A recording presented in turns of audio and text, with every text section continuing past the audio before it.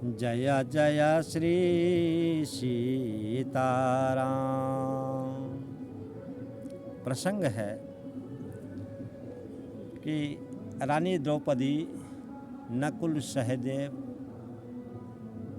भीम, अर्जुन ये सब हिमालय में गल करके बैकुंठ धाम को सिधार गए महाराज। धर्मराज युधिष्ठिर जी महाराज वहाँ अकेले छूट गए हैं। तो आप क्या बोल रहे हैं अपने लिए खुद धर्मराज युधिष्ठिर जी? धिग मम जन्म युधिष्ठिर कयो, जो मम बंधु नाश होए गयो। क्षणक सोच फिर सोच बिहाई, आगे चलत गए जो जाए। इसी प्रकार से महाराज क्या है, फिर आगे जाते हैं, अपने शरीर को धिक्कार धिक्कार बोल रहे हैं। इसी प्रकार से क्या है कि महाराज आगे पहुंच गए।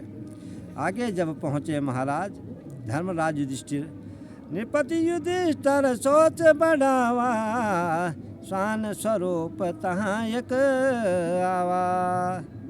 ताहि देखि नृप कयो बिचारी, ओ स्वान का बास तुम्हारी। इस प्रकार से वहाँ क्या है कि जब हिमालय की ओर आगे बढ़ रहे हैं धर्मराज जी, उन्हें एक क्या है कि एक कुत्ता मिल गया। वो जो कुत्ता था वो कौन सा कुत्ता था? जो वाराणसी में 3 संतों के, वैष्णवों के साथ में जो कुत्ता हिमालय गया था, वो कुत्ता वहाँ क्या है कि धर्मराज जी को क्या है कि दोबारा मिल गया। और वो कुत्ता क्या है फिर धर्मराज जी के साथ में क्या है कि आगे चलता है, उत्तर पंथ की ओर जा रहे हैं महाराज। स्वान कहो समुझाय के, करो नृपति स्नान, सकल पाप तब छूटी हैं, आवो स्वर्ग विमान। फिर उस स्वान ने कहा, हे राजा, यहाँ पर स्नान करिए, जो पाप ताप है वो सब छूट जाएगा, फिर स्वर्ग से क्या है कि विमान आ जाएगा। इसी प्रकार से क्या है कि विष्णु दूत के वचन सुने, का नृपति कर जोरी, स्वान चढ़ायो या पर प्रभु विनती सुनि मोरे। भगवान विष्णु का विमान वहाँ आ गया है। और फिर धर्मराज जी ने कहा कि इस स्वान को भी क्या है विमान में चढ़ाइए। तो फिर महाराज क्या है उस स्वान के साथ में क्या है, बिना स्वान न चढ़ो विमान, न बैकुंठ करो प्रस्थाना।